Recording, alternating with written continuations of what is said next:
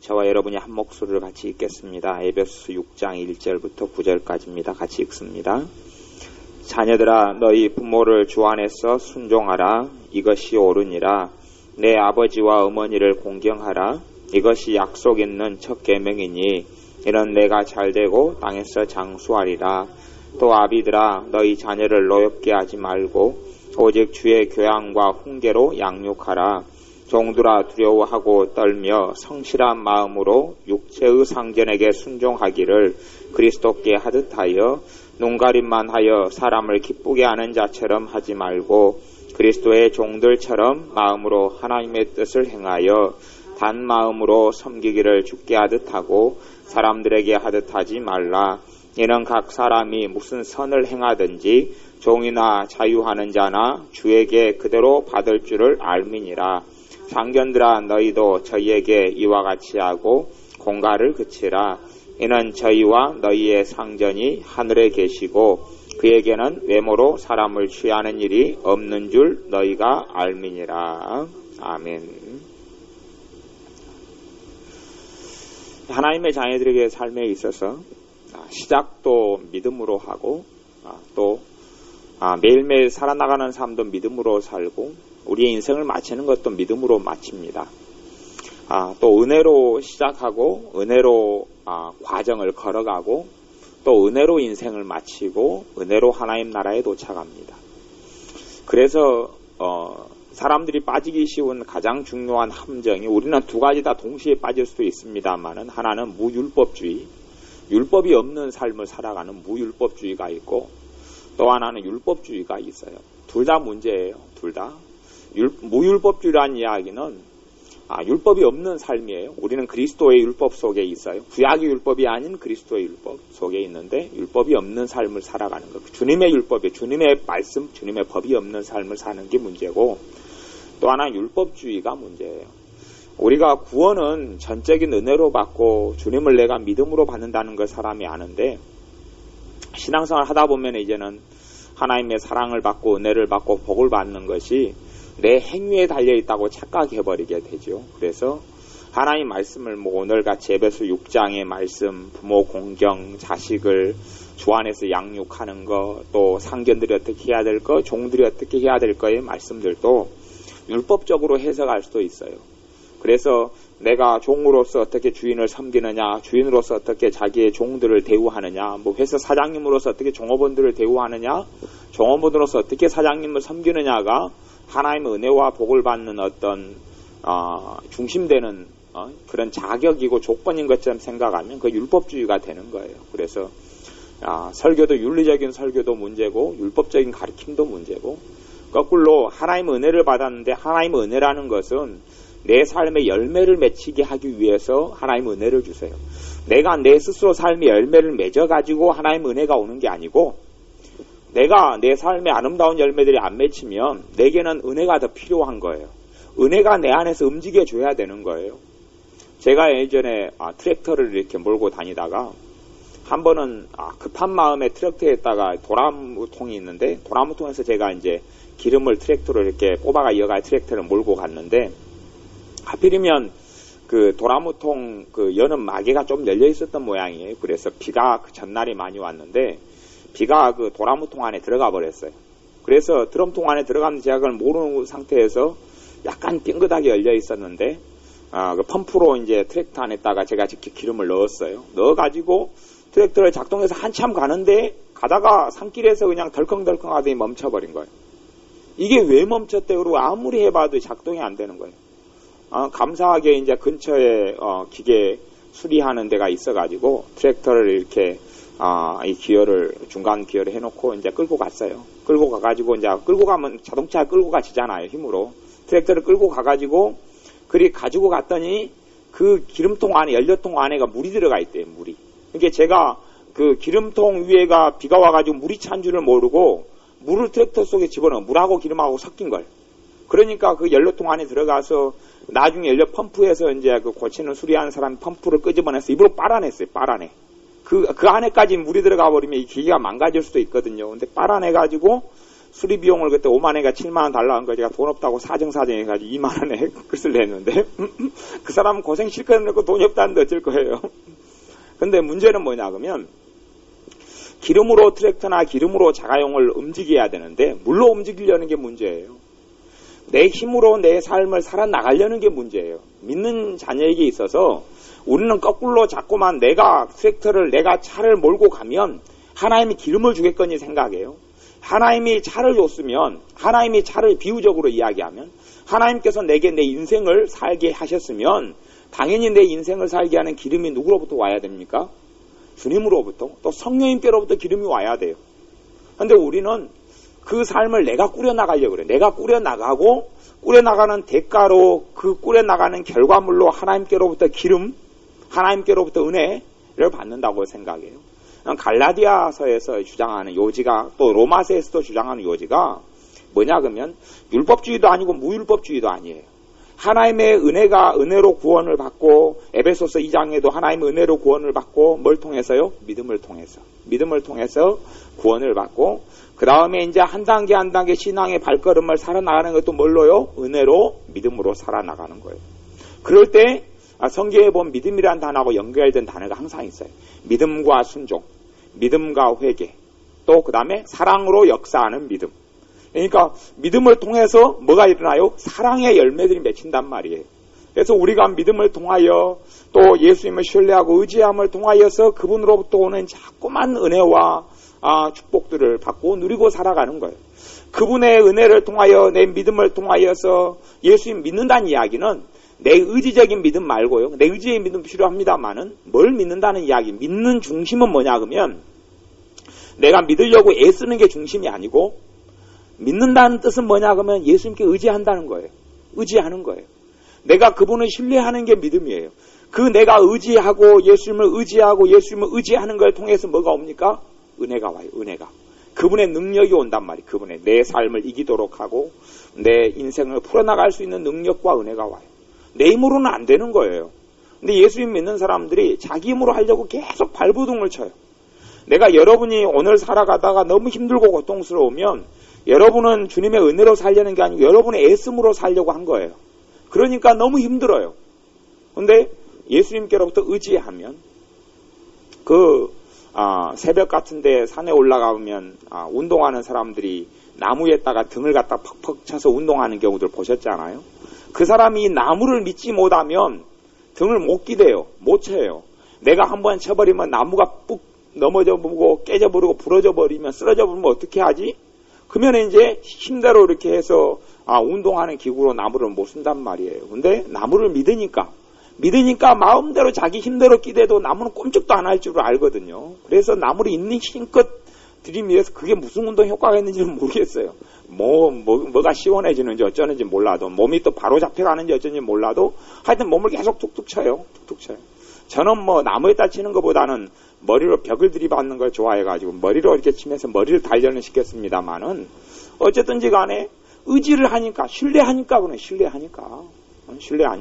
저는 이제 제가 왜 머리로 벽을 들이받냐 그러면 제 머리를 믿으니까 그렇죠. 벽이 깨지지 내 머리가 깨지지 않는다 믿으니까 머리로 들이받는 거지만 우리는 예수님께 자꾸 신뢰해야 돼.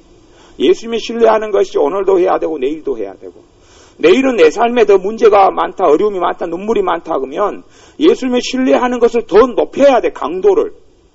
여러분 집이 옛날 나무를 뗄 때 저도 막 장작을 도끼질 해가지고 집에 막 불 떼고 그렇게 시골 같은 데서 많이 지냈습니다만은 또 예전에 기도원에 기도하러 가면은 꼭 장작 뺄 사람이 저예요. 그러니까 맨날 기도원에 가면 하루 내내 나무 해가지고 기도원을 운영하게 해요. 막 그 산에 있는 기도원 같은 데 가면 나무에다가 나르는 일이에요.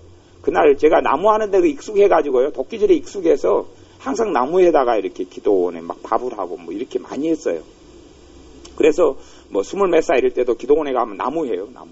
근데 나무 할 때도 여러분 방이 차갑다 그러면 불을 더 떼야 돼요. 그러죠? 더 떼야 돼요. 충분히 뜨겁다 따뜻하게 잘 수 있다 그러면 불을 별로 안 떼도 돼요. 이제 그런 것처럼 내 삶이 냉랭하다 그러면 주님을 더 의지해야 되는 문제예요. 더 의지하고 더 신뢰해야 되는 문제. 거기서 시작되는 거 출발점이에요. 출발점은 주님의 십자가이지 내가 예수님을 맨 처음에 영접하고 믿고 출발했을 때도 십자가였고, 그 다음에 오늘을 살아나가는데도 출발점은 십자가예요. 내일 아침을 살아나가는데 출발점은 십자가예요. 그렇지 않고 내 삶으로 해결하고 어떻게 살아가려고 하면 자꾸만 넘어집니다. 그게 특별히 하나님의 사랑 속에 있는 자녀일수록 그게 심하게 일어나요. 그냥 육적인 그리스도인의 삶을 사는 사람들은 하나님의 뜻하고 상관없이 내 마음대로 그냥 예수님 믿고 천국 가니까 내 마음대로 살아가고, 그런 사람들은 그 불효바움이 적게 일어납니다. 솔직한 이야기로.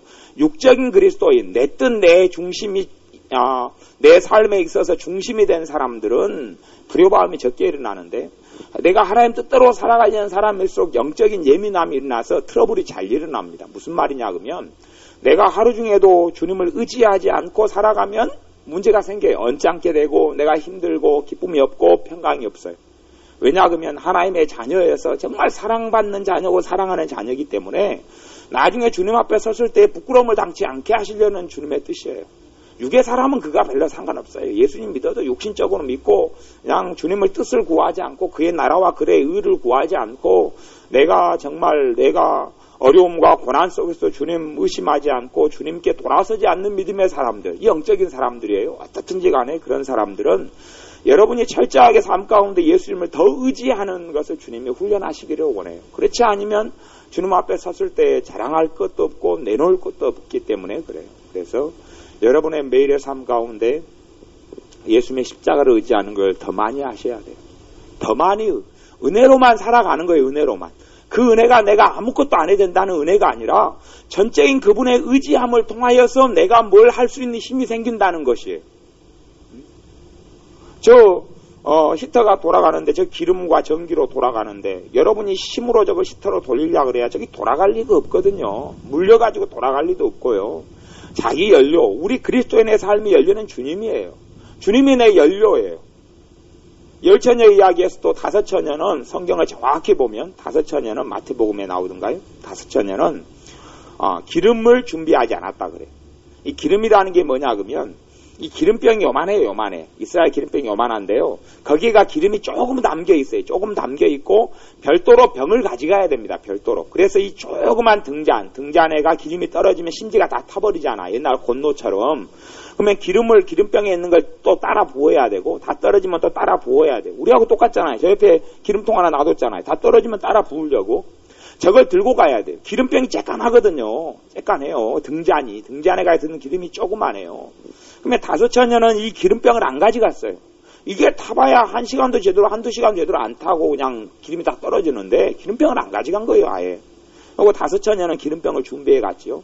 그리고 다 신랑이 더디옴으로 다 잤다 그랬어요. 열 처녀 중에서 다섯 처녀는 깨어있고 다섯 처녀는 잠든 게 아니고 열 처녀가 다 신랑이 더디옴으로 다 졸며 잘세 그랬어요. 그리고 이제 신랑이 온다는 소리가 들려오는 거예요.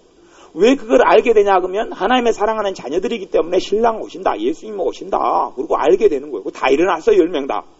다 일어났는데 다섯 처녀는 등불이 기름이 없어서 꺼져가는 거예요. 심지가. 다섯 처녀는 똑같이 꺼져가는데 뭘 붓습니까? 기름을 붓거든요. 기름을 부어요. 다섯 처녀 등잔은 살아나고 다섯 처녀 등잔은 꺼져가고 기름을 나눠달라 그랬더니 신랑은 지금 온다는 소식이 막 돌아오기 시작해요. 소식이 온다고. 성경에 그렇게 나옵니다. 소식이 와요. 다섯 처녀는 기름 사러 가요. 그리고 그때 신랑이 오하고 혼인잔치에 들어갑니다. 그러니 믿는 사람들의 삶은 뭘로 살아가야 돼요? 기름으로 살아가요. 누구의 기름요? 주님의 은혜. 그걸 다른 말로 하면 성령님의 기름 부으심 그렇게 이야기하고 성령 충만 그렇게 이야기하고 주님의 사랑 그렇게 이야기하고 주님의 은혜 이야기해요. 어떻게 표현하든지 간에 내 힘과 내 능력과 내 의지로 살아가는 게 아니에요. 내 힘으로 여러분의 힘으로 살려고 작심하면 그때부터는 뭐 특별한 문제가 걱정거리가 없어도 너무 마음이 범민되고 힘들어버리기 시작합니다. 걱정거리가 어떨 때는 너무 많이 있어도 주님의 은혜가 차 있으면 하나도 걱정 안 되고 힘도 들지 않아요. 아무렇지도 않아요. 그 걱정이 여러분을 짓누르지도 않아요. 은혜가 있으니까 그래요. 아무리 날씨가 지금 밖에 온도는 뭐 10도 이하로 내려갔습니다만 또 영하도 뭐 서울 같은 데 되고 그럽니다만은 뭐 실내 온도도 이 히터를 켜기 전에 12도예요. 12도. 아무리 여기가 온도가 낮아져도 뭐 여기가 꽁꽁 얼어도 뭘 켜면 따뜻해집니까? 히터만 켜면 따뜻해져요. 내 환경이 아무리 힘들어도 뭐만 돌아가면요, 히터만 돌아가면 되거든요. 열기가 나면, 성령의 역사가 있고 은혜가 있으면, 그것만 받으면, 그 은혜가 있으면 받는 방법은 딴 건 하나도 없어요. 복잡하지도 않아요. 막 통성기도를 1시간 해야 된다, 아니면 뭐 회개를 많이 해야 된다, 그게 아니고, 회개라는 것은 내가 주님 의지하는 것 자체가 회개예요. 그렇죠? 내가 주님 의지하지 않는 것이 죄고, 의지하는 것 자체가 회개고, 그러다 보면 회개가 일어나요, 자동적으로. 주님 의지하면 거기서 은혜가 오는 거지, 뭐 특별하게 은혜를 서럽게 받아야 된다, 그래서 가물어 메마른 땅에, 빈들에 메마른 땅에 단비를 부어달라고 막 부르짖지 않아도 여러분이 주님을 의지하면 은혜가 그냥 와요. 왜냐하면 그분은 살아계신 분이고, 그분은 내 주님이고, 그분은 내 아버지이기 때문에 내게 주실 수밖에 없어요. 주실 수밖에 없어요. 뭐 그것이 뭐 특별하게 은혜 받는 비결이, 당연히 뭐 그런 것이 저도 간혹 설교하고 나누고 합니다만은, 정말 깊이 들어가면 아무것도 아니에요. 깊이 들어가면. 왜냐하면 예수님이 뭐 천하여장군, 지하여장군처럼 그래가지고 그냥 뭐 나무떼기나 되면은, 나무떼기는 생명이 없으니까 아무리 해도 꼼짝도 안 하지만, 예수님은 살아계신 분이고 내 안에 계시고 나를 주님의 목숨같이 사랑하시는 분이기 때문에, 내가 구하면, 우리에게 문제가 있기 전에, 내 문제가 있고 내가 기도하기 전에 천부께서 마태복음 6장에 보면 너희가 필요한 것을 누가 아신다고요? 이미 구하기 전에 너희 하늘에 계신 너희 아버지 천부께서 아시느니라 그랬어요. 그러면 왜 아시는데 때로는 이루어지고, 아시는데 어떨 때는 기도하지 않아도 이루어지느냐? 차이는 그거 하나밖에 없어요. 내가 주님 의지하라고 하시는 거예요. 의지하라고. 주님 의지하지 않는 삶이면 당장에는 어려움이 있고 힘들어가도 살만해도 나중에 지나면 정말 주님이 너무 멀리 떨어져 버리고 내 삶의 완고함과 내 삶의 악함이 가득 들어와서 주님 없는 삶을 살기 때문에, 조금 힘들고 어려울 때 그 힘든 것이 때로는 많이 느껴지도록 주님께서 허락하시는 때가 많이 있어요. 주님하고 나하고 너무 멀어했다는 이야기예요. 주님은 내 삶의 자리에서 나의 신랑의 자리를 차지하기를 원하세요. 나의 신랑, 무슨 말이냐 그러면 내게서 가장 중요한 분이 되기를 원하세요. 내게서 누구에게도 주님의 자리를 뺏기지 않기를 원하세요. 그게 그래서 하나님은 질투하시는 하나님이다. 우리 주님도 마찬가지예요. 주님은 질투하시는 주님이에요. 내 자식이, 또 때로는 돈 문제가, 때로는 남편이, 때로는 아내가, 때로는 부모 형제가, 때로는 친구가, 뭐 때로는 직장이, 뭐 내 자리에서 가장 중요한 자리가 되면 그 자리는 주님께서 견딜 수 없는 거예요. 가장 중요한 자리가 주님이 되기를 원해. 주님이 되기를 원해. 그리고 거기서 살기를 원하시는 거예요. 오늘 이제 읽었던 에베소 6장 1절부터 9절까지 말씀은 대부분 이제 교회들에서는 1절, 2절은 이 가정에서 부모가, 자식들이 부모를 순종하는 것, 그 다음에 2절은 마찬가지로 아버지와 어머니를 공경하는 것, 그리고 4절에는 자녀를 주의 교양과 훈계로 양육하는 것, 이렇게 1절부터 4절은 그렇게 가정생활에서 나오고요. 그 다음에 5절부터는 이제 종들이 어떻게 하는 것. 옛날에는 이때 성경의 초대교회 시대는 종이 있었을 때가, 종이 흔해요, 흔해. 한 집안 안에서 주로 좀 사는 집안은 다 종이 있어요. 뭐 우리 조선시대에 머슴을 주듯이 다 그런 거예요. 그리고 머슴은 세경받고 때가 되면 떠나가지만, 여기서 종이라는 것은 저 좀 비참한 처지에 태어날 때부터 종이고, 아니면 돈 주고 팔려와서 뭐 요셉이 종으로 살았듯이 죽을 때까지 종으로 살다가 죽는 것, 그런 어떤 종들이에요. 근데 종들도 때로는 예수님 영접하고 믿잖아요. 믿는데 이제 그러면 종들이 영접하고 믿어도 종들은 누구에게 매여 사냐 그러면 주인에게 매여 살아요. 뭐 어떻게 해야 되느냐, 이런 상황이에요.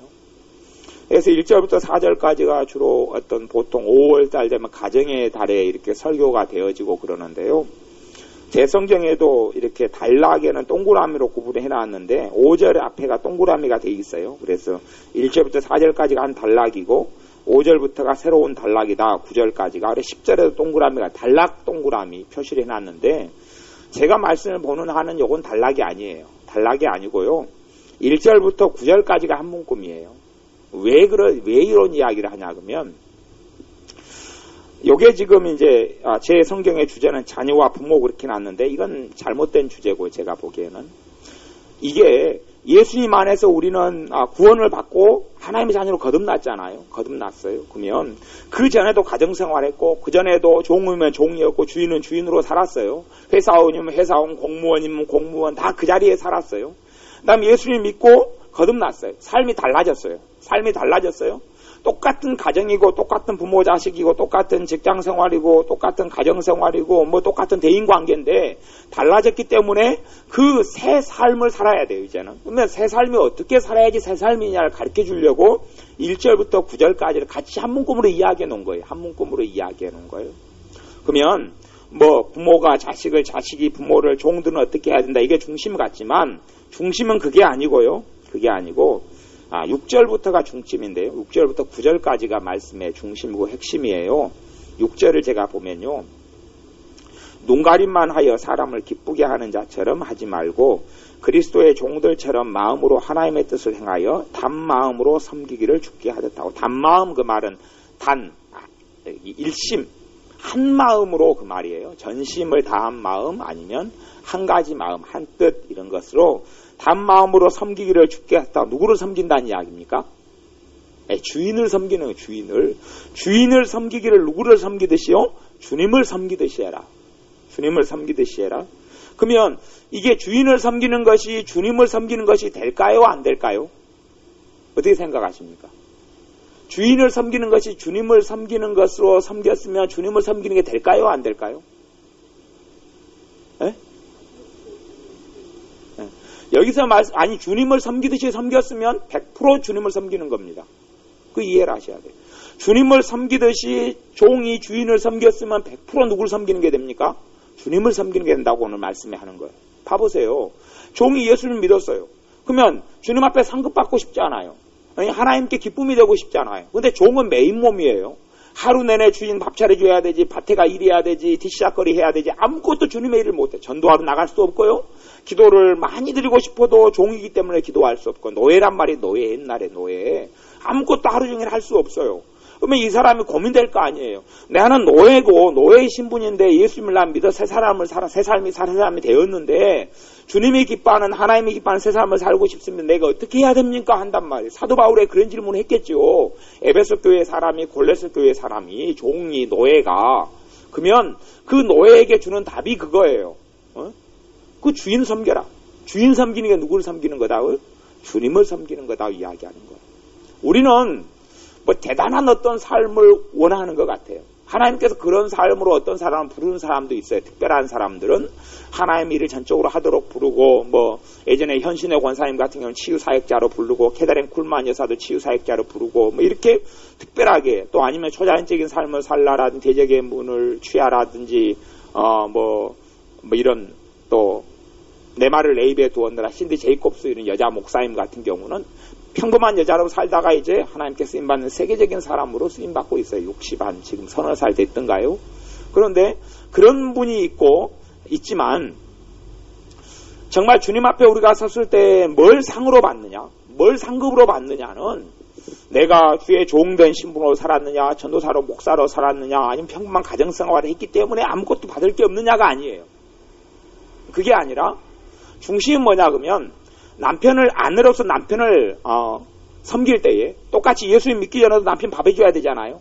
믿은 다음에도 밥 해줘야 됩니까? 안 해줘야 됩니까? 해줘야 돼요. 예수님 믿었으니까 이제 밥하는 시간에 전도하러 갈 수는 없잖아요. 똑같이 해야 돼요. 그러면 차이는 뭐냐? 그러면 예수님 믿기 전에는 밥을 해주는데 그것이 내가 중심이 되어서 해줬어요. 또 남편을 기쁘게 하려고 해줬어요. 예수님 믿은 다음에 똑같이 밥을 해요. 하지만 누구에게 하듯이요? 주님에게 하듯이. 그러면 상급을 받는 거예요. 그게 주님의 일이 되는 거예요. 차이점은 다른 게 없어요. 삶이 특별하게 대단하게 바꿔지고 변화되지도 않아요. 어제 시장에서 상추 팔던 사람은 예수님 믿고 거듭난 다음에 오늘 또 상추 팔아야 돼요. 그런데 이제는 손님이 누구 자리에 들어가는 거예요? 주님의 자리에 들어가는 거예요. 차이는 그거 하나밖에 없어요. 그러면 상추를 팔아도 상급을 받는 거예요. 그것을 오늘 에베소서 6장에서 이야기하는 거예요. 그러니까 자녀를 가리키든 부부간에 섬기든지 자식을 키우든지 또 종이 돼가지고 상견을 섬기든지 상경이 돼서 종을 부리든지 간에 다 주님의 일이 되면 주님께로부터 받는다, 그런 일을 하려고 이야기하는 거예요. 그러니까 이게 한 문구이라는 이야기예요. 자, 보면 계속 읽어볼까요? 7절에 단마음으로 섬기기를 주께 하듯 하고 사람들에게 하듯 하지 말라. 사람을 섬기고 사람을 기쁘게 하는 것으로 착각하지 말아라, 그 말이에요. 이제는 새 삶이기 때문에요. 누구든지 누구 앞에서요? 주님 앞에서 하는 거예요. 주님 앞에서. 근다고 여기서 너 힘으로 하라 그런 이야기를 하는 게 아닙니다. 주님 앞에서 하기 때문에, 주님 앞에서 하면 주님 의지하고 하기 때문에 힘은 공급되어 오는 거예요. 우리가 왜 가정생활이 힘드냐, 직장생활이 힘드냐, 내 삶이 힘드냐 그러면 내가 주님 빼고 하기 때문에 그래. 주님을 위해서 하지 주님을 의지하고 하지 않기 때문에 그래. 근데 여기서는 죽게 하듯 하면 주님을 의지하고 하고 주님을 앞에 바라보고 하는 거예요. 주님을 바라보고 내 눈이 주님께 고정되어 있으면 그분으로부터 능력이 오고 그분으로부터 위로가 오고 그분으로부터 평강이 오고 그분으로부터 소망이 오고 그분으로부터 사랑이 올 수밖에 없어요. 내 스스로 자식이 너 깨끗하게 하루 놀다 와라 그렇게 어린 자식에게 이야기했는데 자식이 새 옷 꽃가 옷을 입고 요즘 같으면 놀아도 옷이 더러워지지 않지만 옛날에는 20, 30년 전만 해도 밖에 놀면 흙탕에서 놀잖아요. 너무 지저분하게 더러워졌어. 엄마 말을 어겼어요. 새 옷을 더럽게 했어요.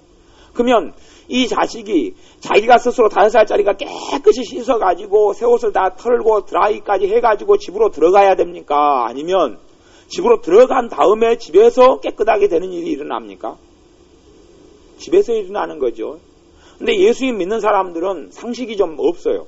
상식이 없으면 미련한 자식 같아가지고 내가 지저분하고 더럽고 그러면 스스로 밖에서 다 깨끗하게 하고 자기를 갖다 세탁기 안에다 집어넣어가지고 돌려가지고 깨끗하게 만들어서 집에 안에 들어가려고 그래요. 그러죠? 자, 회개를 철저히 한 다음에 그때야 주님의 사랑받을 자격이 있는 걸로 생각하는 거예요. 봐보세요. 탕자가 집을 나갔어요. 탕자죠. 그래서 거기서 뭐가 됐습니까? 돼지 쥐염 열매 먹으려고 그래도 배를 채울 게 없어요. 거지요, 거지. 노숙자가 됐어요. 노숙자가 됐으면 이 탕자가 아버지 품으로 돌아오는데 하나님 아버지의 품으로 돌아오는데 자기가 잃었던 재산을 다 회복을 시키거나 아니면 거지 차림해서 금이귀양하도록 뭐 힘을 다해서 뭐 그냥 어디 뭐 과거 시험이나 합격하거나 뭐 어떻게 다 해가지고 깨끗하고 번지름 해가지고 아버지 품에 오는 겁니까? 아니면 거지가 돼가지고 오는 겁니까? 거지가 돼가지고 오는 거예요. 회복은 어디서 일어납니까? 아버지 집에서 일어나지 밖에서 일어나는 게 아니에요. 믿는 사람들이 꼭 그걸 자꾸만 헛갈리는 거예요. 헛갈려요. 자기 삶을 다 정돈해야지만이 사랑받을 자격이 있는 걸로 생각하는 거예요. 탕자는 탕자가 됐더라도 아버지는 기다리고 있는 거예요. 네? 그러는 거예요. 여러분이 주님 앞에서 가정생활에 일을 하든 누구를 하든 주님 앞에서 하면 거기서 회복이 일어나요. 내 삶이 내가 부족하고 어리석기 때문에 큰아들은 그 탕자의 집에 큰아들은 아버지가 금가락기도 안 껴주고 옷도 새 옷 안 주고 또 신발도 새신 안 신겨줬어요. 왜냐 그러면 갖춰졌잖아요. 있잖아요. 거지가 아니잖아요. 근데 탕자는 주님의 은혜가 다 떨어진 사람이죠. 주님의 은혜가 떨어지고 사랑에 목마른 사람이죠. 오니까 아버지가 다 채워주는 거예요. 그런 거예요. 거기에서 아버지가 채워주고 아버지의 사랑을 발견한 다음에 탕자가 회개합니까? 그 탕자가 거기서부터 회개가 일어나고 변화가 일어나요. 하지만 사실은 깊이 여러분이 누가복음 18장의 탕자 이야기를 보시면 탕자가 회개를 다 안 해서 아버지가 스톱을 시켜버립니다. 그냥 회개를 다 안 해요. 회개를 다 안 하고 얼렁얼렁 옷 입고 새 옷 입고 잔치 벌이자고 끝나버려요. 이야기가 상황이. 회개라는 것은 주님 앞에 섰을 때에 자동적으로 일어나요. 삶의 변화가 참다운 변화가 회개이지 입술에 어떤 잘못했습니다 자꾸 비는 회개 기도가 실상은 회개의 종류에 들어가지만 깊이 있는 회개는 아니에요. 내가 주님의 사랑에 목매이는 게 회개고 주님이 아니면 내가 살 수 없다고 고백하는 게 사실은 회개고 그것이 은혜가 오는 거예요. 그 다음에 이제 8절 말씀에 보면 이는 각 사람이 무슨 선을 행하든지 종이나 자유하는 자나 누구에게 받는다고요? 주에게 그대로 받을 줄을 알미니라. 그러면 한평생 자식을 5이 낳아가지고 5이 낳으면 복잡하잖아요. 둘이 낳아도 복잡한데 5이 낳으면 뒤치다꺼리 하는데 정신이 없죠. 주부로서요. 그러면 5을 뒤치다꺼리 하면서 키웠어요. 키웠어요. 5이 되면 정신이 없죠. 과거에는 뭐 평균 저희 큰어머니 같은 경우도 뭐 8남매, 9남매 저희는 아버지가 막내여서 첫째 큰집 그 다음에 또 큰아버지잖아. 다 막내니까 다 큰아버지인데 큰아버지 둘째 큰아버지 막 이렇게 가는 건데 그러면 그분들이 다 9남매 기본으로 9남매 10남매 막 이름도 막 잘 몰라요. 헷갈려요.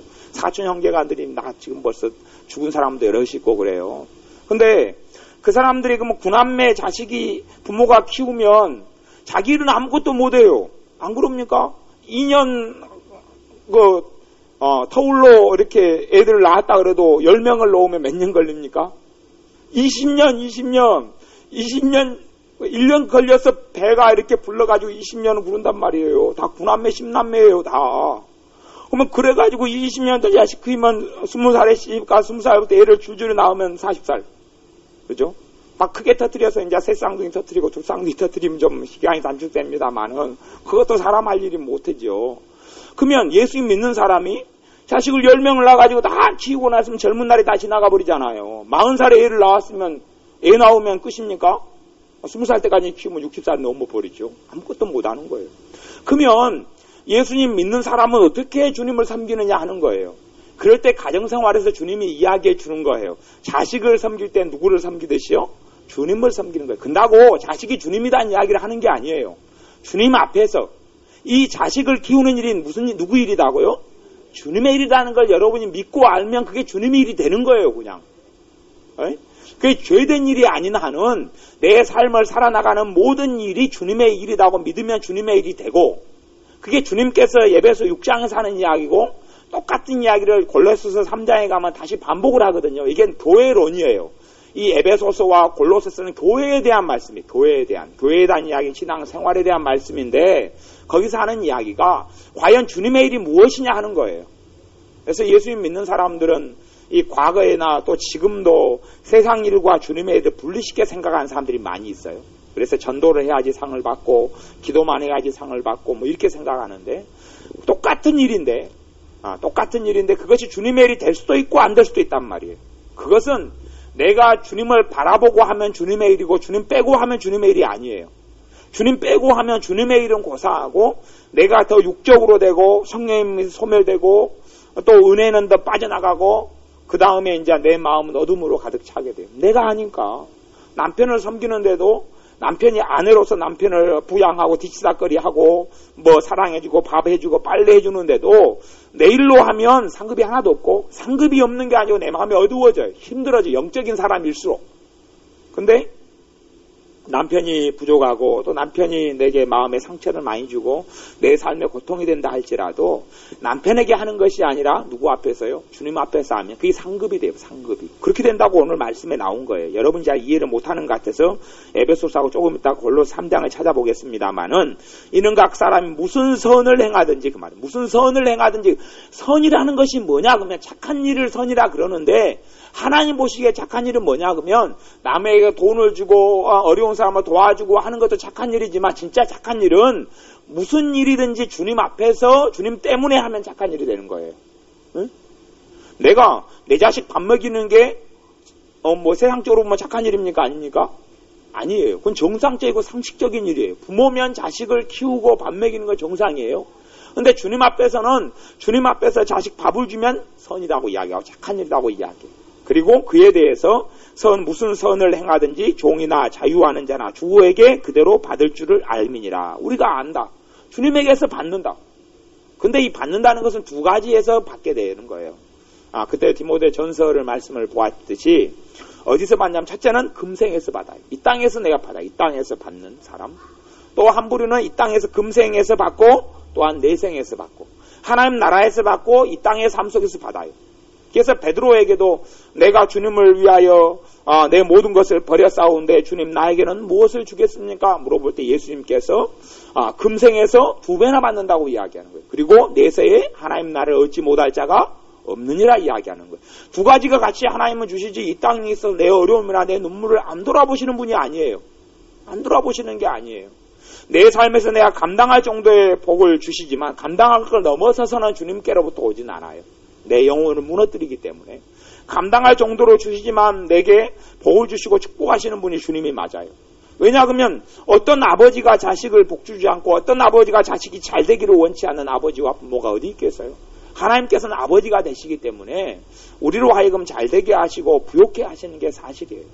근데 우리의 삶 속에 내 힘으로가 아니라 정말 주님의 힘으로 그리고 주님의 힘으로 주님을 섬기는 것처럼 자녀를 섬기면 그것이 상이 돼요. 그것이 상이 된다고 오늘 나오는 거예요. 다시 이제 골로새 3장을 한번 봐보겠습니다. 똑같은 이야기를 하는데요. 말은 조금 바뀌었는데 3장 18절부터 골로새서는 에베소 그 다음에 바로 있는데요. 제가 가지고 있는 성경 327쪽 골로새서 3장 18절부터 25절까지에 있는데요. 같이 읽어보겠습니다. 18절부터 25절까지. 아내들아 남편에게 복종하라. 이는 주 안에서 마땅하니라. 남편들아 아내를 사랑하며 괴롭게 하지 말라. 자녀들아 모든 일에 부모에게 순종하라. 이는 주 안에서 기쁘게 하는 것이라. 봐보세요. 여기에 지금 다 한 문구 세트예요. 세트. 떨어진 게 아니에요. 갈라버리면 하나의 말씀이 이상하게 되는 거예요. 사실은요. 근데 자녀들아 모든 일에 부모에게 순종하라. 이는 주 안에서 기쁘게 하는 것이니라. 누구를 기쁘게 한다는 이야기일까요? 부모일까요? 주님일까요? 주님이에요. 주님. 왜? 자식이 부모에게 순종하는 것은 그게 누구 일이니까요? 주님 일이 된단 말이에요. 주님 일이. 마찬가지로 남편이 아내를 사랑하는 것은 누구 일이 돼요? 주님 일이 돼요. 주님 빼버리고 사랑할 수도 있어요. 그러면 그건 육의 일이 되고 아무리 영적인 열매가 없어요. 하지만 아내를 사랑하는데 그러면 사랑하게 되면 또 거꾸로 아내가 남편을 사랑하게 되면 그렇다는 이야기는 사랑하지 못할 일들과 아픔과 용서하지 못할 일들이 많이 생긴다는 걸 전제로 하고 있어요. 그러니까 사랑하는 거예요. 누구 때문에요? 주님 때문에. 주님이 아니면 그냥 한번 뒤집어 엎고 그냥 머리끄댕이를 잡고 흔들 수 있는데 주님 때문에 안 그러고 용서해주고 안 그러고 더더욱 사랑해주고 섬겨주는 것이 주님 때문에 그렇게 되어지는 거면 주님의 일이 되는 거예요. 주님의 일이 멀리 있지 않아요. 내 삶 속에서. 내 삶 속엔 멀리 있지 않아요. 그래서 21절에 아비들아 너희 자녀를 경록히 말지 낙심할까 함이라. 22절 종들아 모든 일에 육신의 상견들에게 순종하되. 무슨 일이에요? 모든 일에 그렇게 이야기합니다. 모든 일에 육신의 상견들에게 순종하되. 요즘으로 하면 이제 좀 표현이 좀 다릅니다만은 회사 사장님하고 회사 직원하고 이렇게 이야기해도 비슷할 거예요. 요즘으로 하면 하루 종일 붙잡혀 있는데 그것이 종하고 주인과 머슴의 관계가 많이다고 말할 수가 없죠. 회사에 가면은 그렇게 되는 거죠. 종들아 모든 일에 육신의 상견들에게 순종하되 사람을 기쁘게 하는 자와 같이 눈가림만 하지 말고. 눈가림만 하지 말라. 눈가림하지 말고 오직 누구를 두려워하여요? 주님을 두려워하여 성실한 마음으로 하라. 주님을 왜 두려워합니까? 그것이 주님의 일이기 때문에 그래요. 예배드리고 찬송하고 기도하는 것만 주님의 일이 아니라 종이 상견을 섬기는 게 주님을 두려워해서 섬기면 주님의 일이 되는 거예요. 그래서 새로운 인간관계를 이야기하시는 거예요. 이게 한 문금이에요. 한 문금. 그 다음에 23절에 무슨 일을 하든지 마음을 다해 누구에게 하든요? 주께 하듯 하고 사람에게 하듯 하지 말라.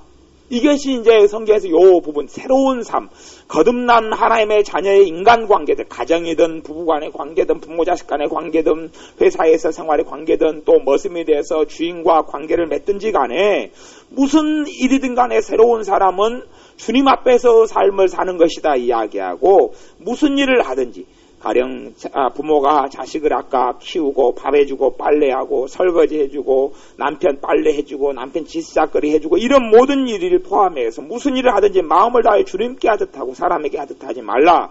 그 이유는 24절에가 나오는데 이는 유업의 상을 누구에게 받는다고요? 주님께 받을 줄 압니다. 앞에도 그런 이야기가 나오죠. 앞에 에베소에서 나오는데 성경을 고정관념을 가지고 있거나 잘 안 보려고 그러면 다르게 해석해버린단 말이에요. 다르게. 따로 잘라가지고 해석해버리면 말이 안 되는 것이고, 이건 하나가 된 거예요. 하나가 된 이야기를 하는 거예요. 이러이러한 관계들 속에서 주님께 하면 유업의 상이란 말은 하나님의 축복을 이야기하는 거예요. 첫째는 금생, 이 땅을 살아나가면서 하나님께로 오는 유업은 상급, 또 유산, 재산 이런 걸 이야기합니다. 유업이라는 뜻은요. 그것을 하나님께 받아요. 금생과 내생에. 유업의 상을 주께 받을 줄 알미니 너희는 주 그리스도를 섬기느니라. 아까 부모가 자식을 섬기는 것이 누구를 섬기는 거다고요? 주님을 섬기는 거다고. 또 부모가 자식이 부모에게 순종하는 것이 누구를 섬기는 거다고요? 이게 지금 그런 이야기를 하는 주 그리스도를 섬기느니라. 그 말은 내가 종으로서 주인을 섬기는 것이 주님을 섬기는 것이다 이야기하는 거예요. 내가 주님을 섬기는 것이다. 또 주인이 종을 어떻게 돌봐주고 하는 것이 그것도 주님을 섬기는 것이다 이야기예요. 그래서 과거에는요, 한때는 초대교회도 그런 문제가 생겼어요. 자기도 전도자가 되고 싶고, 자기도 사도가 되고 싶고, 자기도 선지자가 되고 싶고, 선교사가 되고 싶고, 그래서 자기 가정을 다 팽개치고 성령 충만할 수 뛰쳐나가고 싶어요. 아니 누구는 안 그렇습니까? 성령님께서 역사하시고 은혜가 막 차고 그러면 전도하고 싶어지고 기도하고 싶어지고 그러다 보면 별거 하는 것도 막 팽개치고 그냥 크게 기도하러 쫓아가고 싶고 막 기도원에 막 쫓아가고 있고 다 그랬지요. 누구든지 성령님 역사하시면 그렇게 했습니다만은 그게 다 성령님이 이끌어 주시는 건 아니에요. 주님에 대한 일에 대한 하나님에 대한 열망이 솟아나는 건 사실입니다만은 그런다 해서 내가 처한 위치, 종이면 종의 자리, 주인이면 주인의 자리, 부모면 부모의 자리, 자식이면 자식의 자리를 벗어나는 게 주님의 뜻이 아니란 이야기예요. 그 안에서 이제는 주님에 대한 섬김이 시작되는 거예요. 그 안에 섬김이 시작되는 거예요. 그래서 요즘에는 이제 큰 교회일수록 프로그램들이 굉장히 많아서 어떤 가정의 생활을 하거나 어떻게 이런 일들이 시간이 적어집니다만은 사실은 하나님의 일은 가정에서 시작되는 거고, 부부간의 관계에서 시작되는 거고, 부모 자식 간의 관계에서 시작되는 거고, 회사에서 시작되고, 장사하면 장사하는 데서 시작되는 거예요. 그것이 빠져버리면 안 그렇습니까? 우리가 예배드리는 시간은 하루에 얼마 안 되잖아요. 아니 일주일에 얼마 안 되잖아요. 기도하는 시간은 아무리 따져도 24시간 가운데 잠자는 시간, 일하는 시간, 또 가정에서 아이들 뒤치다거리하는 시간 빼놓고 기도하고 예배드리는 시간 별로 안 되잖아요. 그러면 하나님을 섬기는 시간은 별로 안 되는데 그것이 사실이 아니란 말이에요. 내가 직장생활에서 다 주님을 섬기는 시간이 될 수 있다고 이야기하는 거예요. 당연히 그때는 기도가 되면서 하는 건 아니지만 주님께 하듯 하면 유업의 상을 주께 받을 줄 알미 24절 너희는 주 그리스도를 섬기느니라. 그리고 25절에는 불의를 행하는 자는 불의의 보응을 받아. 여기서 불의를 행한다는 말이 뭘 이야기하냐 그러면 한 문구 말씀. 불의를 행한다는 이야기는 육신으로 섬기고 육신으로 살아간다는 이야기. 다시 이야기하면 부모가 자식을 키우고 가르치고 하는데 주님 앞에서 주님을 섬기듯이 주님 앞에서 행하는 삶이 아니란 말이에요. 이게 불의라고 이야기하는 거예요. 성경의 의와 성경의 불의. 아까 에베소서에서는 선이라고 이야기했죠. 선과 의는 같은 말이에요. 성경에서는 같은 비슷한 동의어예요. 그리고 불의와 선이 아니면 악이죠. 악이나 죄. 그것하고 또 연결되는 말이에요. 유사한 말, 비슷한 말이에요. 그래서 요 골로새서는 불의라 해놨고, 그 에베소서는 아까 선이라 했으면 반대말은 그런 악이에요. 그런 것처럼 불의를 행하는 자는 불의의 보응을 받으니, 아까는 뭘 받는다고 그래요? 아까는 무슨 보응을 받는다고 그랬어요? 에베소서에는요? 하나님께 상을 받는다고 이야기했잖아요. 상을 받는다고 이야기했고, 여기는 보응을 받는다고 이야기했고, 똑같은 거예요. 내가 삶 속에서 일어나는 모든 일을 주님과 함께 주님을 위해서 주님을 섬기는 것으로 하지 않으면 문제가 생겨나는 거예요. 문제가 생겨나요. 그것 때문에 문제가 생겨나는 거예요. 그것 때문에 성령의 역사와 은혜가 약해지고 소멸돼 가는 거예요. 새롭게 주님의 일을 찾는 것이 아니라 내 삶의 자리가 주님을 섬기는 자리예요. 내가 서 있을 자리가 주님을 경배할 자리예요. 문제는 이게 전제로 깔고 있는 것이 주님께로부터 주님을 의탁하고 의지하여서 그분께로부터 힘을 받고 그분께로부터 은혜를 받는 것을 이야기하는 거예요. 봐보세요. 17절에 골로새서 3장 17절을 봐보세요. 15절부터가 나왔네요. 15절부터 봐볼까요? 여기 이제 다 성경은 한 문구이고 장절에 나눈 건 한 1000년 정도의 나뉘었는데요. 본래대로 하면 장절이 안 나눠진 것이 성경이죠. 3장 15절에 보면 그리스도의 평강이 너희 마음을 주장하게 하라. 그리스도의 평강이 너희 마음을 주장하게 하라. 그리고 이제 새로운 인간관계를 그 다음에 쭉 나오는 거예요. 그러죠? 출발은 주님과 함께가 출발이죠. 그렇지 않고 주님 빼고 주님께 하듯 하는 것은 되지 않아요. 주님이 내 속에 없어요. 주님의 평강이 내게, 주님의 평강이 있다는 이야기는 내가 주님과 붙어 있잖아요. 주님을 의지하잖아요. 의지하니까 그분으로부터 나는 거예요. 여러분이 안 그렇습니까? 여러분이 술을 한 잔 딱 마시면 알코올 냄새가 입을 벌리면 속에서부터 꽉 올라오잖아요. 그런 경험이 없으시다고요? 담배를 쫙 한 모금 마시면 담배 연기가 안에서부터 쭉 나오잖아요. 담배 꽃냄새 나잖아요. 마찬가지로 내가 주님을 마시고 주님과 함께 했으면 주님의 냄새가 나는 게 평강 중에 하나예요. 평강. 성령의 열매 중에 하나가 화평, 그걸 평강하고 같은 말이 피스 같은 말이거든요. 그러면 그리스도의 평강이 너희 마음을 주장하게 하라. 그게 다른 것이 아니죠. 내가 주님을 의지하면 평강이 내 마음에 차는 거예요. 그때부터 주님의 일이 가능해지는 거예요. 근데 그렇지 않으면 안 되는 거예요. 그러니까 우리는 내가 하나님께로 받는 은혜가 떨어졌어요. 에너지가 떨어졌어요. 그런데 이게 복음과 윤리의 차이점이 뭐냐 그러면, 윤리는 뭐냐 그러면 요즘에 이제 설교에 대해서 비판이 많이 나오는데 그 비판 중에 하나가 교회 가운데 윤리적인 설교가 너무 많다 그렇게 이야기하는. 윤리적인 설교와 복음적인 설교의 차이가 뭐냐 그러면 윤리적인 설교는 이렇게 해라 저렇게 해라 똑바로 살아라 기도도 많이 해라 그 윤리적인 설교고 복음적인 설교는 똑바로 사는 건 맞는데 누구에 의해서요? 주님에 의해서 똑바로 주님의 힘을 받고 은혜를 받아서 똑바로 살아라 그건 복음적인 설교고 이 똑바로 살아라 그렇지 않으면 주님이 혼낼 것이다 똑바로 살아라 그러면 은혜를 주실 것이다 그러면 이제 그 윤리적인 설교고 율법적인 설교다 그렇게 이야기하는 거예요. 차이점은 별로 없어요. 차이점은 별로 없는데 정말 중요한 건 선이 무엇이냐 하는 거예요. 그래서 내 가정에서 내가 은혜가 떨어졌는데 주님께 섬기듯이 하는 것은 불가능해요. 그건 될 수가 없어요. 더 힘들어요. 더 힘들죠. 무거운 짐도 주님의 능력으로 짊어져야 되는데 근데 내 힘으로 짊어지는 게 가능하지 않잖아요. 내 한 몸뚱이에도 은혜가 떨어져 기쁨이 떨어져서 유지하기 힘든 판국에 자식의 짐을 지고 남편의 짐을 지고 아내의 짐을 지고 돈 문제에 짐을 진다는 게 가능합니까? 가능하지 않아요. 그건 가능하지 않아요. 주님께서 그만큼 큰 짐을 짊어지면 짊어질수록 주님의 은혜와 능력을 더 많이 받아들여야 돼요. 주님의 사랑을 더 많이 받아들여야지 그 짐이 지는 게 가능해져요. 가능해져요. 어린아이한테 40kg짜리 쌀 가마니 지라고 하면 질 수 없잖아요. 질 수 없어요. 그러면 어린아이는 40kg쯤 되면 엄마한테 이야기하죠. 아빠한테 이야기하죠. 들어주세요 해야죠. 근데 자기 가방, 아이들은 가방 커도 안에 든 건 하나도 없잖아요. 갖고 짊어지고 달랑달랑 그러고 달려다니는데요. 근데 자기가 그렇게 작은 가방 짊어질 만한 건 짊어지고 그리고 정말 자기가 감당하지 못하는 것은 자식이 부모를 의지하듯이 그래서 너희가 어린아이와 같이 되지 아니하면 천국에 들어갈 수 없다 이야기하는 것이 전적인 주님의 의지와 의탁을 이야기하는 거예요.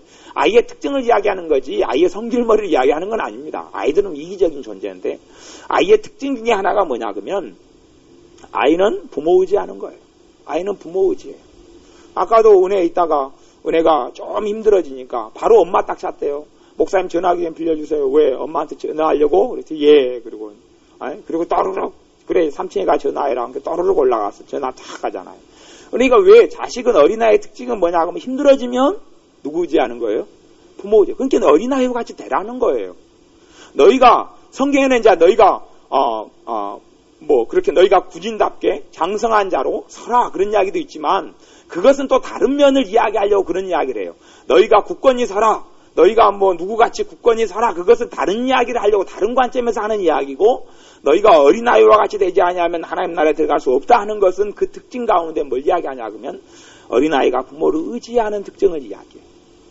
여러분이 얼마나 믿음이 좋은 사람이 되느냐 하는 것은 여러분이 얼마나 주님의 평강과 기쁨이 여러분 안에 차느냐 여러분의 삶이 행복해지느냐 여러분 안에 주님께서 얼마나 놀랍게 그분의 은총으로 함께 하시느냐는 차이점은 어떤 면으로 보면 차이점은 하나예요. 제가 보기에는 다양하게 복잡하게 이야기할 수 있습니다만 단순화시키면 여러분이 주님을 오늘 의지를 5번 했으면 내일 의지를 10번 하는 사람이 되면 이제 믿음이 2배로 좋아진 거예요. 믿음의 장성한 자가 된 거예요. 믿음이 정말 좋아지면 이제 여러분이 할 수 있는 것도 주님 의지하는 거예요. 가령 보통 편지를 내가 썼어요. 편지를 다 쓸 수 있어요. 글을 쓸 수 있어요. 쓸 수 있는데 이것까지라도 이제 주님 지혜를 주세요. 주님 내 힘으로 쓸 수 있는데 내가 쓰는 걸로는 사람을 변화 못 시키잖아요. 안 그래요? 내가 자식한테 편지를 써가지고 애야 엄마가 널 사랑하는데 어떻게 해라. 그걸로 변화를 못 시킨단 말이에요. 진정한 변화는 성령 역사해 주셔야 돼요. 그러니까 정말 영적인 능력과 하나님의 역사 나타나려면 그 부분도 주님의 의지해야 돼요. 사람이 듣기에는 좋은 말로 글을 써줄 수 있는데 주님께서 함께 주셔야 되는 것처럼 주님 도와주세요. 지혜를 주세요. 그리고 쓸 때 많이 주님께서